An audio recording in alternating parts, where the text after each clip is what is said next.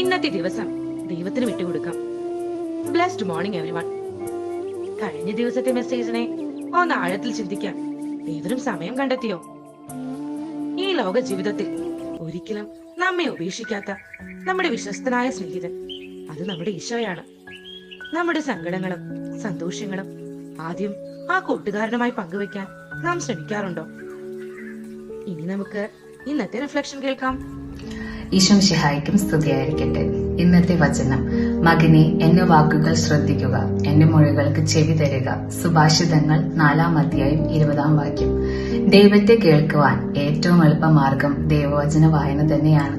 ദൈവവചനം നമ്മെ പ്രബോധനത്തിലും ശാസനത്തിലും തിരുത്തലിലും നീതിയിലുള്ള പരിശീലനത്തിനും സഹായിക്കുന്നു.